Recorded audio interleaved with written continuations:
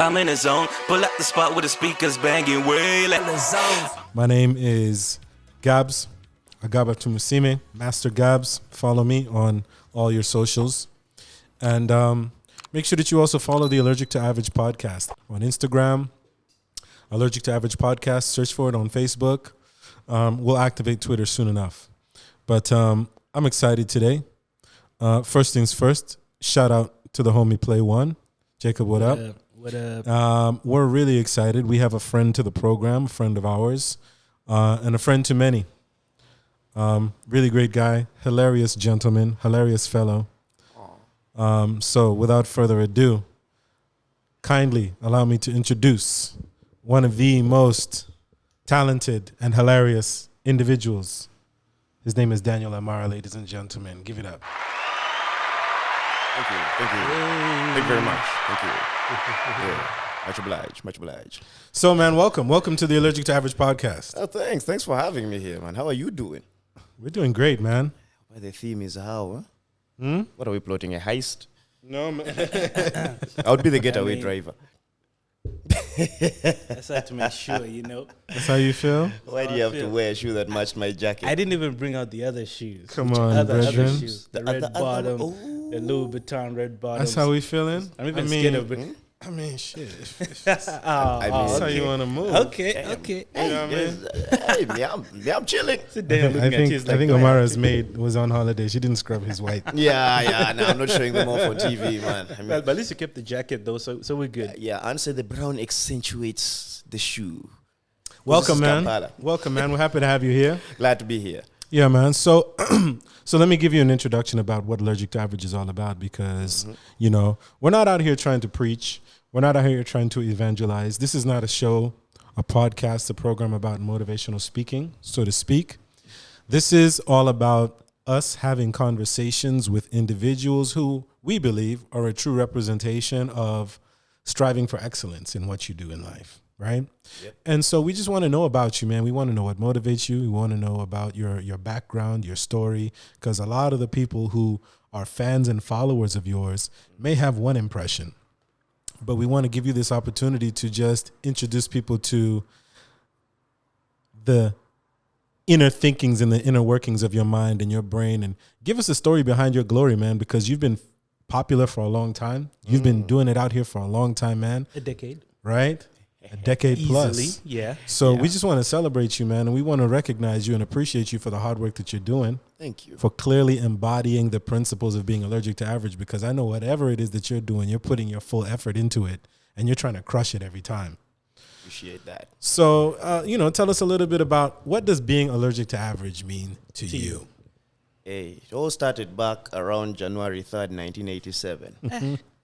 Okay, 9 months prior to my birth. I'm just guessing. It took about that much time. Yeah. We need to know. Why they didn't take that much time. Hey, it was exactly 9 months apparently. So you know, what happened? I was just born into it. So okay, my name's Omara Daniel. My name's Omara Daniel. I prefer to be called a humor specialist. You know, you have to make your job sound cool, right? Yes. Yeah, side chick is second priority partner. Those things.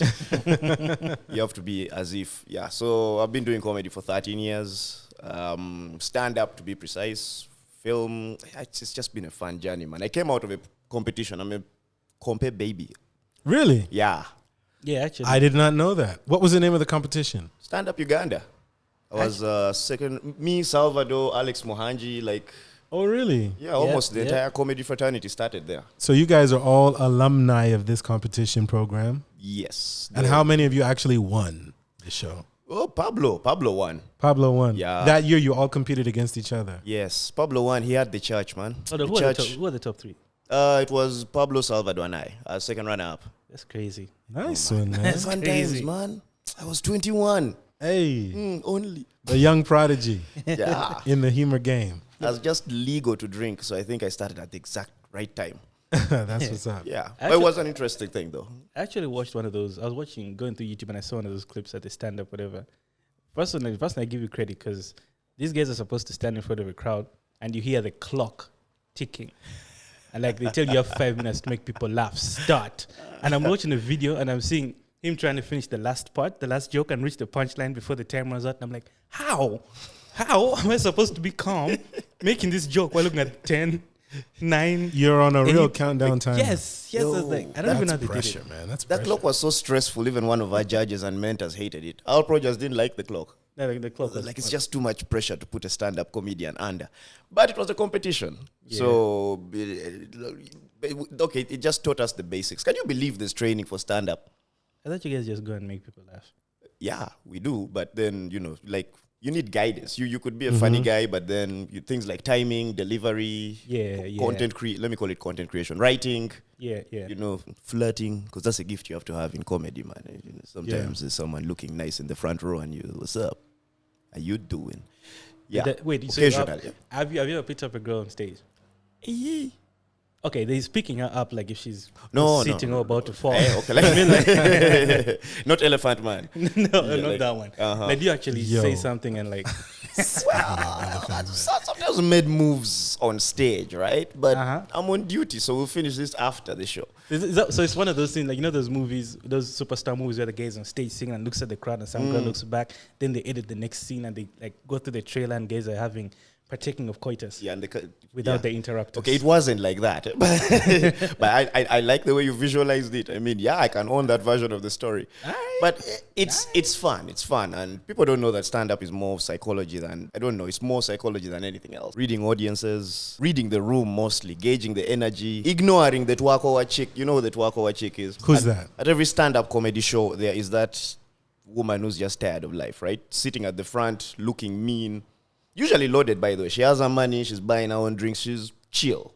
But she is not moving a single facial muscle for the entire show. Man, I feel like that's 50% of any live audience that I've ever seen in UG. Like, I always feel so bad. Like, an audience participation element is like a standard part of whether you're a musician, any performer on stage needs that audience feedback. And the way that I look at an audience, right? I've emceed plenty of events. Emceeing is nowhere near as nerve-wracking, I'm sure, as maybe singing Entertaining. or dancing or a type of other performance, right? But man, when that audience is just stone-faced, like, how the hell do you cope with that? Like, I'd just leave. I'd be like, fuck this. Like, Tell them I ain't got it.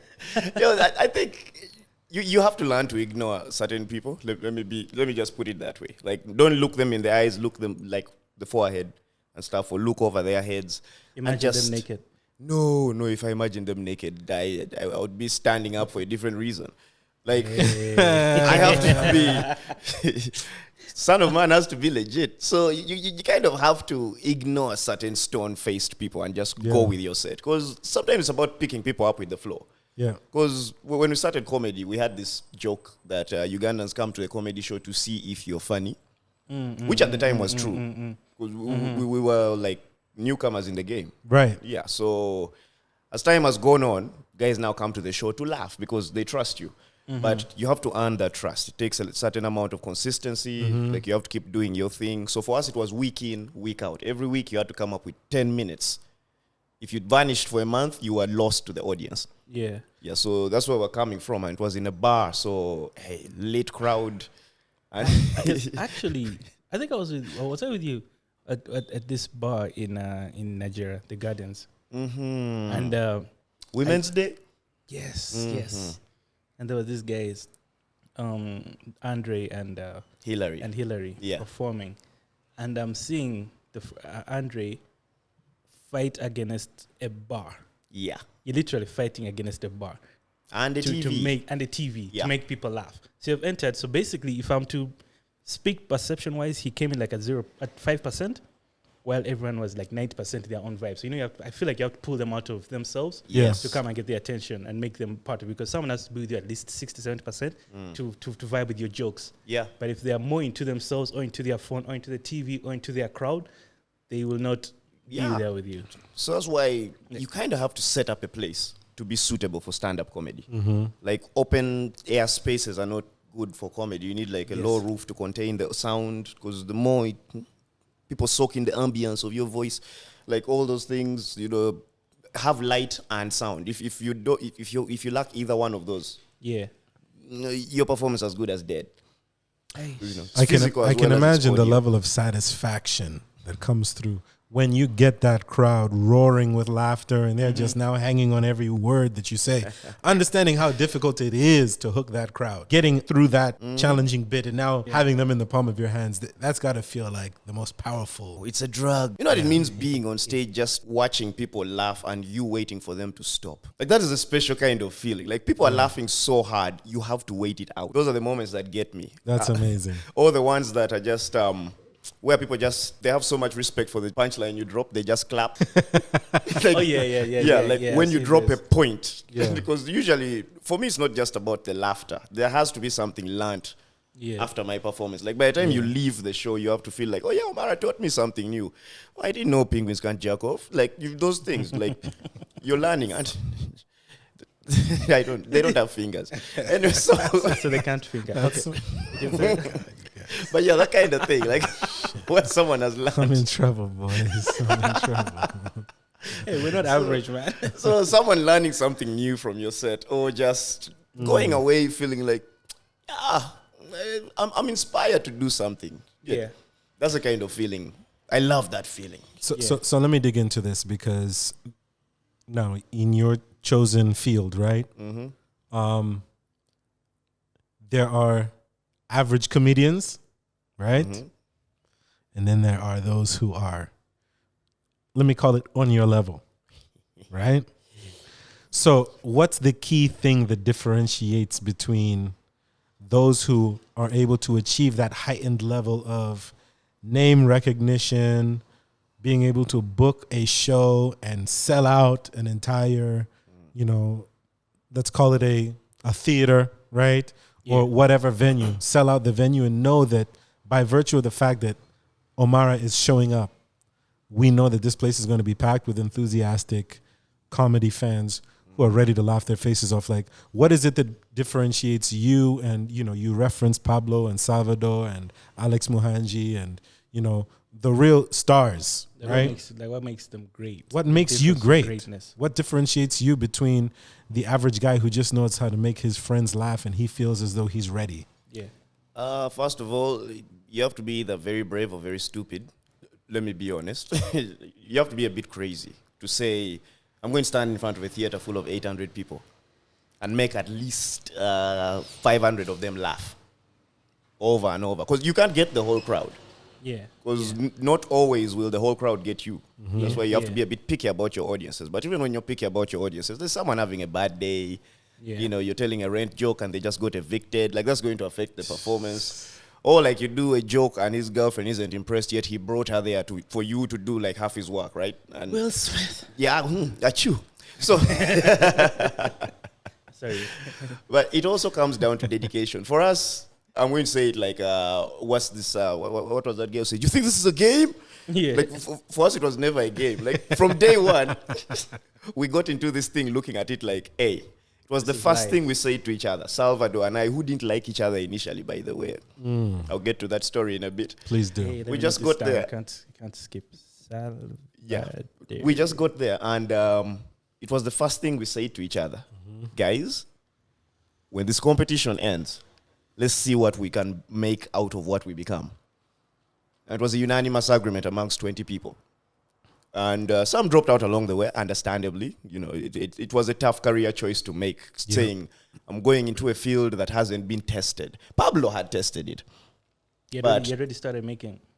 Pablo had been doing stand-up with Fun Factory at Barbed Wire. Back then it was... Barbed Wire? Yeah, the show was called Barbed Wire on TV. It was a bar. I was like, wow. I'd want to go to a bar called Barbed Wire. It would be interesting though, right? It would be lit. Yeah. You guys would be thorny. To continue.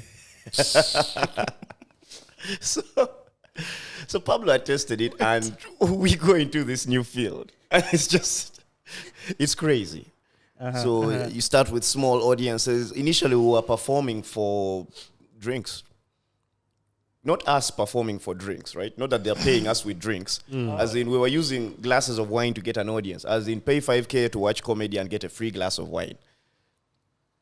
Really? Yes. Wait. Repeat that. So, Meli was the dude running Effendi's at the time. Turkish dude, really nice guy. Walked around Kampala with a proposal with Salvador. Handed them over to lots of bars until we get to Effendi's, hand over the last proposal. And it's basically, well, if this day I cut it, then I will see another day.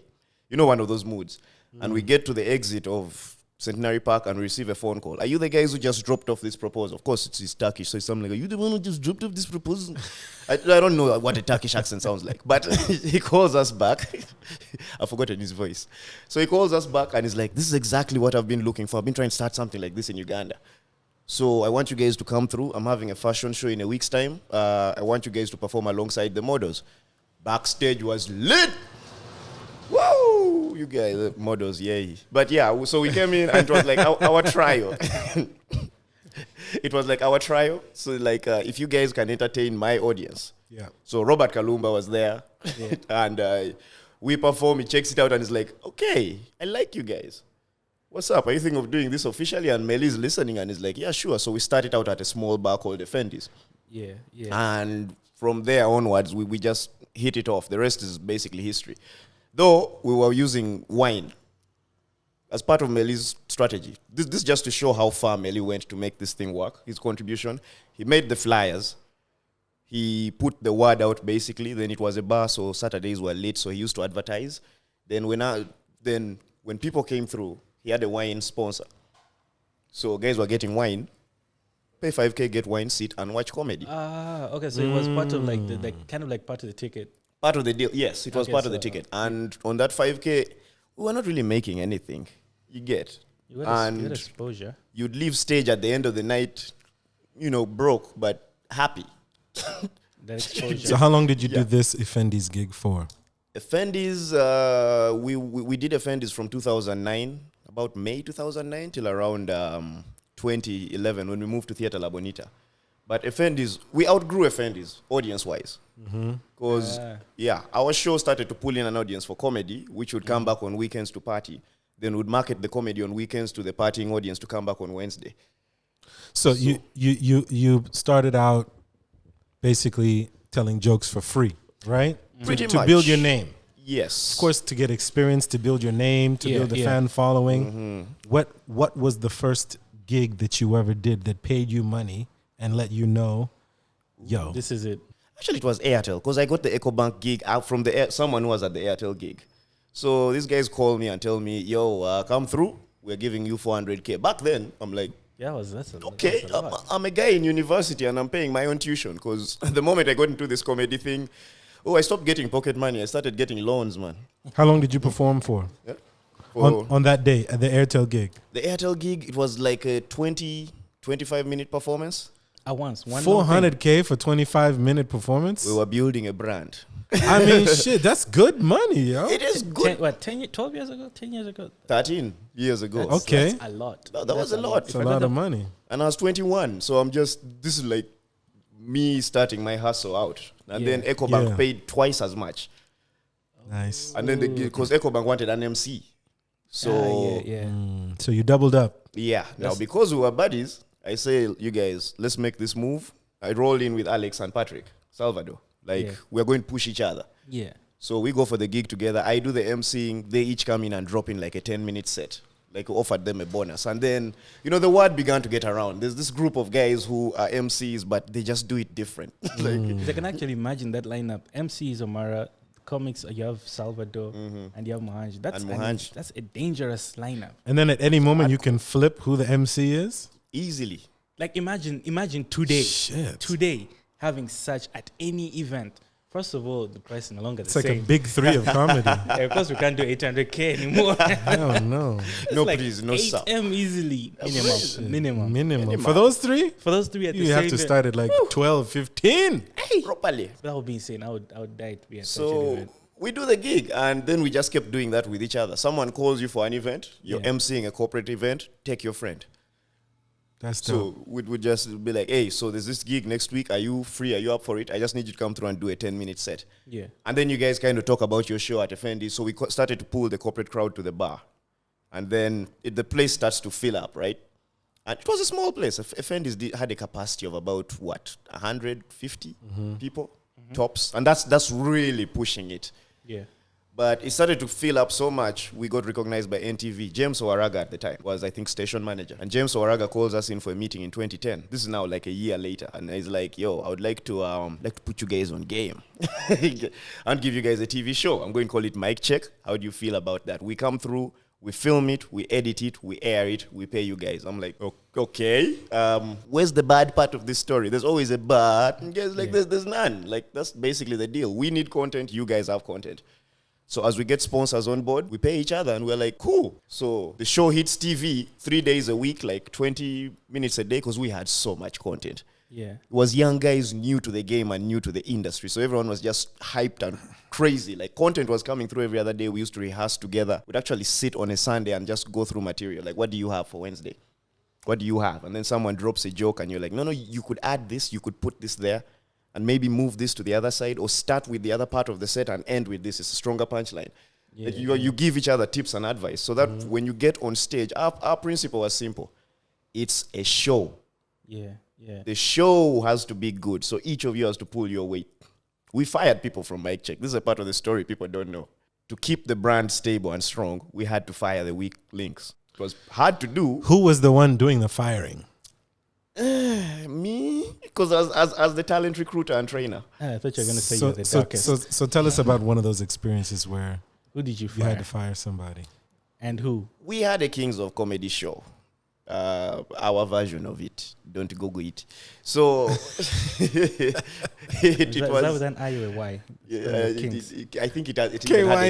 KYNGZ. Comedy with a K. Comedy, man. Comedy with a K. Comedy. Yeah. This Uganda, man. People name anything. Man, the reason I say don't Google it is because when I look back on that poster, I'm like, the artwork was whack. Definitely. I was not gonna do it, but now I'm gonna. Some random looking crown like this. Go ahead and put that artwork right It's here. gonna be it's definitely. Editor, delete.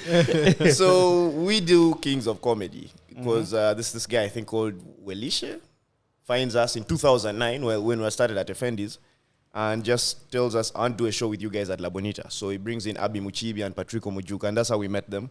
So they were emceeing the event, and Abi and Muchibi brought in a whole other vibe. These guys were a duo. We hadn't seen this yet. Like these guys are operating as a duo, and the chemistry is mind-boggling. Like, guys are performing, they're literally finishing each other's sentences. I was about to ask, how long have you guys been in love? Like, I was amazed by it. I'm just watching, and then on the lineup, there's me, Salvador. I think at the time we had just recruited Cotilda in Apple, who has her own amazing story. First female stand-up comic in the country. Yes. So She's hilarious. Oh, she's hilarious. Yes. So it was the all-star lineup of the top 10 of stand-up Uganda. Okay, that's Including Alex Mohanji. Because Alex dropped out at top 12. But Mohanji got to a point where he was the best. Because we used to, how can I put it? We used to tally our performances and give yourself a percentage rating. So in 3 months, how many good shows have you had? How many have you bombed? Statistically, how are you doing? There's a time Alex was at 80%. Yeah. Damn, he was killing it like he that. was killing it. When he discovered his Muchiga persona and, just accepted that he looked like Chris Brown, life became easier. So we did a show, and everyone's pulling their weight, right? You're trying to perform. Now, this is 2010. We've taken over the Kings of Comedy franchise, if I can call it that. Yeah. And we're now doing the show ourselves. And then we do a show, and we had to pay people who didn't perform at the show because they were in the group. You get. Okay. Because the group has 10, 12 performers. Everybody has to get paid despite the fact that the guys who did the work. Yeah. So I had to make a decision and sort of weed out the weaker performers in the group because everybody was growing too fast for you to have a weak link on any show. Because what we're trying to do was kill the entire show. Just everybody hits hard. So I had, at some point, I realized I'd let go of like 3 people. That's actually like an interesting thing because I was curious and I was going to ask you, the feel-good story of, coming up with your boys, Omara, Salvador, Mohanji together, coming through a competition, having had some early opportunities to rise up together.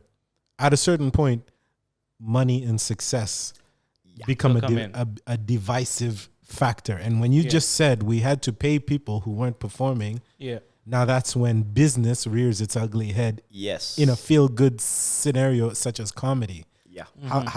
How does that experience of now becoming a businessman around comedy change your perspective on this industry that you're in? Like, is it now not just fun and jokes? It's now a business.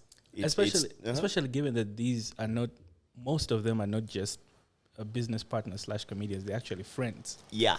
Yes. Yeah. So the weight of the decision wasn't light, and especially because no one else wanted to do it. Because everyone sort of had their specialty in the group. You were not just a comedian. You were a comedian and then something else.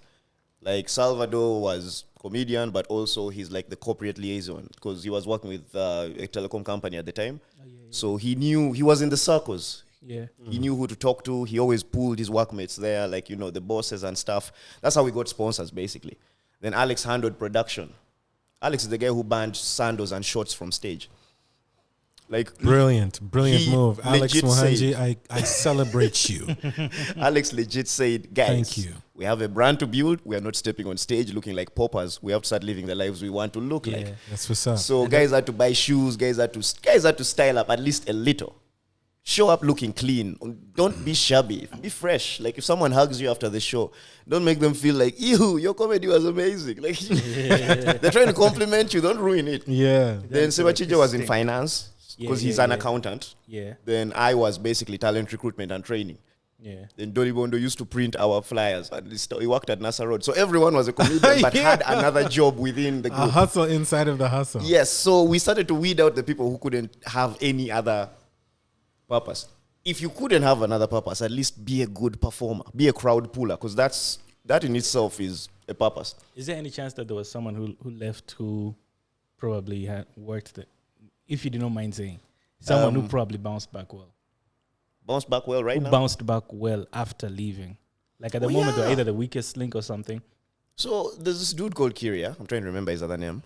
I think it's called Steve. Bounced back really great. Family guy, MC. Like he has his own gigs going on. Yeah. Like he's a good MC. You get? He's a funny guy. I don't know. Stand up is a whole other ball game. You can be funny, but stand up has its own other vibe. And a lot of people confuse it and say, "Oh, I'm great with conversations, so I must be good on stage." True. I'm not great with conversations. My thing is on stage. Half the time I'm the quiet guy in the crowd. Lol. But Like, are we lying now? Lying live? No, but he bounced back really well. He's doing gigs. He's emceeing like major time events. Yeah. Mostly in the corporate world. You know those ones where you're, what are they called? No, not a mediator, moderator. Yeah. Yeah, he's moderating things, and I was really happy for him. And we meet and we talk casually about it, and he gets it.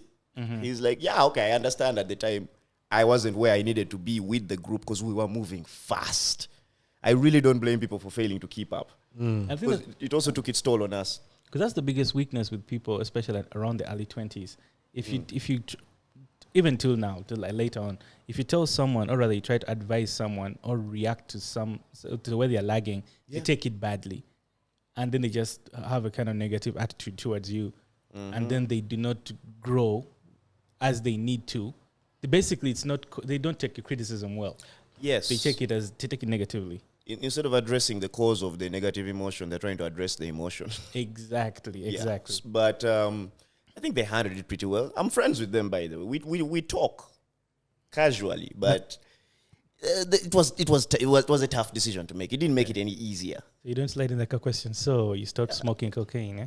As if they smoke cocaine. So how about the other side of it? Has there been any one individual who intentionally separated themselves because he or she knew, you know We're what, growing too big. my personal brand is bigger than what I've got going on with this group. Yeah. And I need to look out for number one.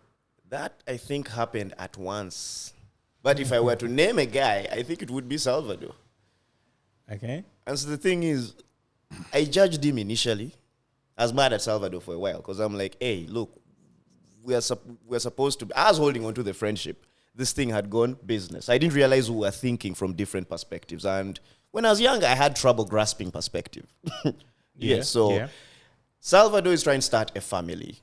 You know, I'm seeing him hooking up with Daphne. They're getting their groove on. He's introduced us to this light-skinned lady. We're all like, oh, yeah, okay, nice peoples, right? We and Daphne go way back, like chilling backstage and stuff. And he's trying to start a family. So he's sort of trying to set himself up to be his own man. But we were still insistent on being a group. Mm-hmm. So it was just an issue of divergent trajectories. Like everyone had their own path to walk. So, yeah, but eventually, you know, all groups break up. Yeah. It had to happen. It was, we trusted the wrong guy, but things went sour. You know, the finances had like really kicked in. We had sponsors on like a comedy show with like 5 to 6 sponsors. All right. We had a monthly pay and a weekly allowance. There's a lot of money moving. That's now like Comedy Store UG and all of that. Yes, that Comedy Store UG. When I see Comedy Store UG, I'm looking at Alex like, oh, you learned everything from the get. Like, you look back and you're like, yeah, it was inevitable that Alex would end up here with a brand that big. He has always been that guy. Production was his niche. As Fenon, Steve Jean. Yes, that's where he was working by the time we met. So I just saw it going there. I was like, I was surprised. He used to work at Fenon. Yeah. Alex was a producer. Nice, that's crazy.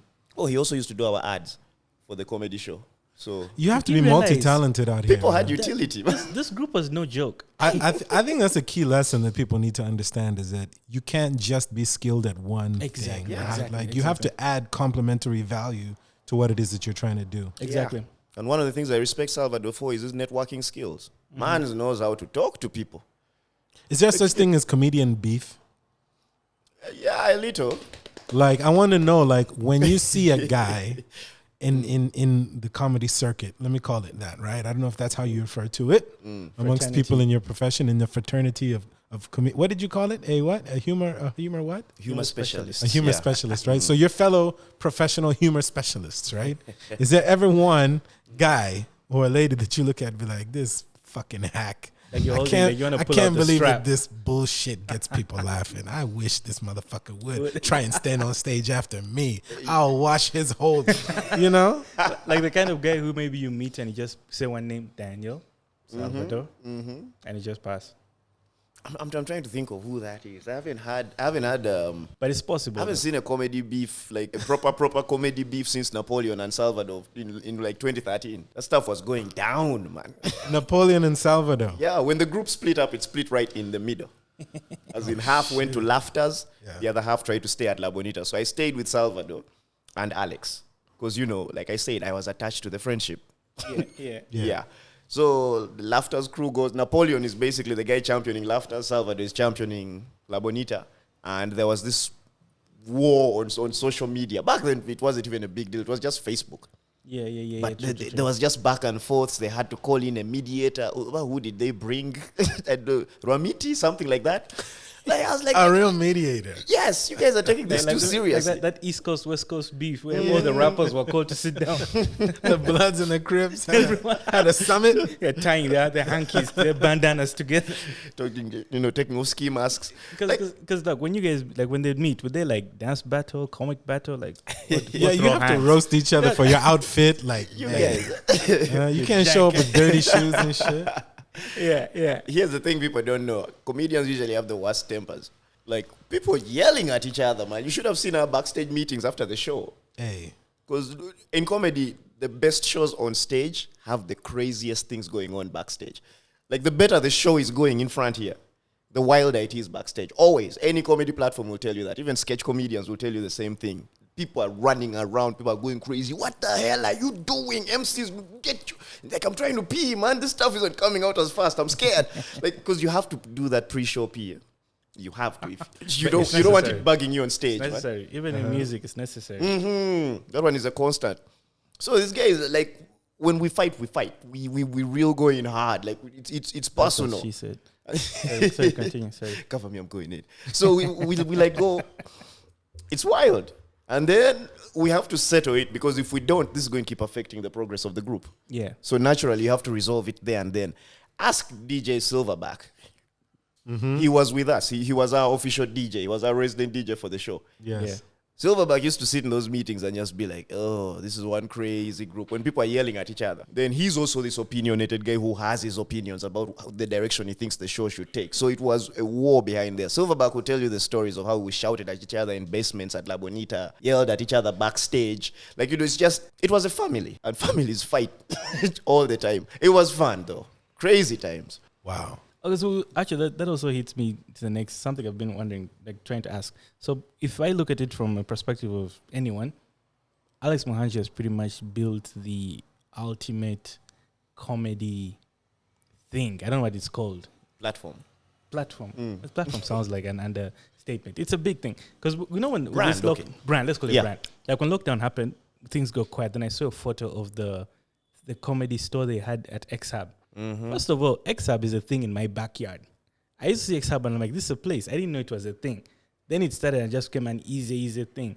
And then I saw the photos they took then. There was as many people as they had at the old Bukoto places. Yeah. Which means people actually followed him all the way to Nigeria to watch this watch stuff. comedy. Yeah. See, with all due respect to Mohanji, he has done one thing really well. I mean, a lot of people have criticisms about his show, Yeah. myself inclusive, right?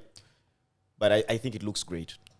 There's one thing he has done right. It looks amazing. And people come and perform wholeheartedly. Yeah. Like, you see a guy jump on stage and I've seen people strip while performing on that stage. And I'm always like, okay, this is some special kind of Dalu.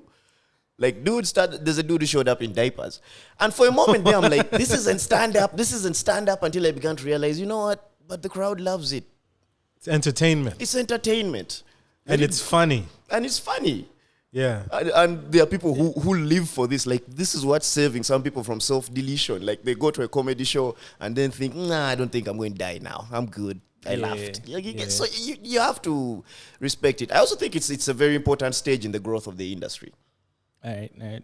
Yeah. We're heading on to bigger things. Yeah. Alex Mohanji has just shown it's possible Yeah. to actually do. I think of all the platforms, his has been the longest lasting comedy store. I think is making 7 years now. Started in 2016, I think. Yeah, somewhere there, yeah. Yeah. Crack has lasted 3 years. Laughter has lasted about 4. Comedy Files lasted about 5. Yeah. Mine is on 7. Yeah, mine is on 7. So that's a new record. I want to celebrate his 10th anniversary with him. Nice. So nice. I'm curious to know what your thought is about your opinion is about comedy by Ugandans for a Ugandan audience, right? And a comic, right? A humor specialist being able to take his craft abroad and entertain non-Ugandan audiences, because a lot of the comedy that I see associated with Ugandan comedy is very culturally associated, very localized and very specific to the people that are sitting in the room or the local audience that can understand Luganda or that language that they're speaking. Mainstream audience. I see 99.999% of Ugandan comedy is that. So And it's honestly for Kampala. how are you as Daniel Omara envisioning your growth to becoming a performer on stages across Africa and beyond in the diaspora where audiences exist that aren't even necessarily Ugandan audiences that would love your comedy? Yeah. So, like I say, choose your crowd. I think it's the first thing I had my mind set on from the beginning. Knowing your audience. I mean, rule number 1, know your material. Rule number 2, know your audience. I always tell people, I don't expect someone who works like in the higher corporate levels of, let's say, a bank, right? Yeah. To be getting mad about Agatali Konfufu. You know Agatali Konfufu, the news on Bukede, the 10 o'clock news on Bukede. That stuff is drama. Yeah. It's like sitcom meets reality TV meets Real Housewives of Kasokoso. Like it's crazy. It's like intense. It's intense. And then you find someone saying, I've tried watching Agatha Konfufu and I don't like it. Yeah, maybe you're just not the target audience. I think it's one of those things that we had to learn very early. This is not my crowd. Yeah. Now for me, I hardly speak Luganda. And when I say hardly, I mean I probably know like 3 vulgar words. And then Masao. Like that's Dude, that makes me feel so good to know that. yeah, the basics to survive. And I'm not alone. I'm not alone. no, you are not. You are not. For me, I won't lie. It was mostly out of stubbornness. I'm not even going to pretend. Same. Yeah, just mostly out of stubbornness. But I wouldn't take myself to that crowd because they wouldn't get me. And it's cool. It's not to say anyone is dumb or anything. You're just not their guy. You get. So a lot of people have found acceptance with that crowd, and it works for them. Yes, and a guy is like, okay, I can still export Luganda to the diaspora for a Ugandan audience. There's still that crowd. I've seen Mariachi in Dubai. I've seen him, I think, in Malaysia. Okay, there's lots of Ugandans in Malaysia, apparently. But how do you explain Kuwait? Like, why is that even on the world map? But you see guys going to those places. Like, he's in Madagascar doing comedy for Ugandans in Luganda. Madrat and Chico. There's at least 100 Ugandans in Kapare. jail everywhere in the world. Yes, yeah. So Even in Kuwait, man. even Kuwait, man. Like 100 Ugandans. I mean, my brother was in Ukraine, so we could be anywhere. Could be anywhere. Yeah. And this guy is, there's still a chance as long as you handle your brand well. Like, look at Madrat and Chico, for example. Yeah. Guys are doing great. Sponsorship deals, endorsements. Like, so. But that means there are some people who cannot cross the borders, particular borders. They can cross the borders to other To limit, Ugandans. exactly. It's a bit limited, yeah. It's like I'm saying, for example, if we talk about music, music has no limitations. If you talk about movies, to a point, because music is sound. So you can listen to just sound and move on. Movies have subtitles. Subtitles you can pass. Now, jokes are usually targeted. So some people can hit Kampala, you can hit Ugandans in Malaysia, Ugandans in Kuwait, but you cannot hit a regular white guy, regular Indian Arab. Yes. Because you're targeted. So there are some people who cannot, who have a limit. They do have a limit. But like I said, it's also about how you explore it, right? Because Madrat and Chico have gone into content creation for YouTube. So that's now another source of income. They may be limited to a certain type of crowd, but they have maximized their potential on it. That's true. You can get like maximize it. Why max is it out that, on it. why is it that I've never seen a major foreign comedian promoted here in Uganda? money. Basketball. Basketball did something here, right? Wait, Okay, yeah, but Basketmouth, like, but that's all in the Clint the context Drunk. of, you know, Salvador shows, Africa Laughs and all of that stuff. So yeah, let me, I stand corrected. There have been African comedians who have come over, right? Yeah, yeah. Through Africa Laughs, I've seen them, right? Yeah, I've yeah. been there live. I've seen them. But like, I remember once upon a time somebody was trying to float the idea of Trevor Noah coming to UG. Oh, it started Right? out as a joke. But if you can get 300,000 shillings per person from somebody who wants to come in and watch a washed up R&B artist perform, like a Montel Jordan, right? Or Genuine, who can't even dance anymore, right? Bambi. Non-dancing Genuine, right? Bambi. And that dude is getting like 80, 90 grand for the show, right? Yeah. Why can we not bring in a seasoned, really high quality comedian who might be getting like 30, 40 grand, but you can still seat an arena full of people and be entertained by an entire lineup of complimentary acts. But doesn't that come back to what he said before? The limitations of comedy, which means the particular atmosphere you have to create. Because if you're bringing Genuine, if you're bringing Montel, you're going to put them in a bar atmosphere already, which means they're going to have the jokes, they're going to kick it, they're going to drink afterwards. But if you bring a comedian, they have to be in a room, they have to sit, they have to watch, like a movie. I also think like- Ugandans don't like non-Ugandan comedians. No, Ugandans actually prefer non-Ugandan comedians. If you read the tabloid reviews, they always praise them and trash us. So we're kind of used to it. This is true. Yeah, it's Basketmouth killed it. Clint the Drunk was amazing. Mandy from Nigeria, Eric Omondi. Wow, the Ugandan comedians should have been used as props. And I'm always like, okay, it's cool. They should have. You want us to just hold the microphone for the international performers? I get it, but you're not going to kill my vibe. How So do you guys do it? How do you, like, this is an actual question. How do you do it? I saw, okay, I'll be honest, man. Social media, those people shoot, people attack. social media reviews, yo. Those gays attack. Newspapers and like gays attack. You said there's one thing to perform on stage and people twerk when they don't react. But then there's people talking trash. There's a time Emeka, I don't know, he was doing his thing. Emeka's comedian, then he posts, someone goes online and they're calling him not funny and calling his jokes dry and this all this talk. And I'm like, how am I going to stay sane when people are just trashing me one by one? Like strangers who have never met me and they're going at you. Like, how do you guys do it? Like, hey. I realized something interesting. People don't know how hurtful they're being until they're the ones getting hurt. That is true. Yeah, it's like how I used to read tabloids and be like, say that one more time. For We're making T-shirts. yes, Huh? T-shirt people alert. really don't know how hurtful they're being until they're the ones getting hurt. Like, T-shirt alert. so a lot of people are coming at you as a performer. Like, yeah, I'm entitled to an opinion. Most of them can't take the same opinion if it were given to them. Yeah. So you have to be the bigger man and focus on your craft. I mean, yeah, guys are going to throw jabs here and there. It will throw you off sometimes. Big Brother 2010.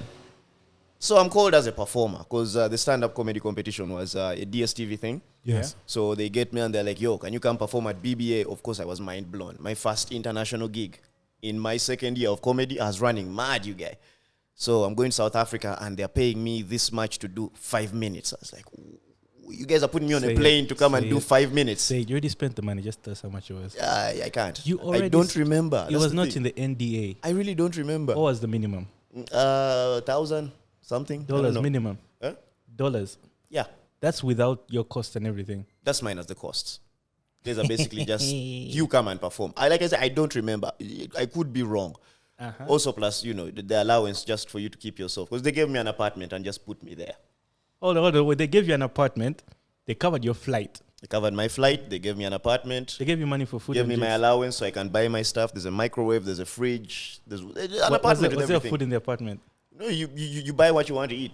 And the alcohol, did they cover that? Like, of course, we're Oh, drinking. no, basically they give you a crap load of money. What? How much is 200 rand?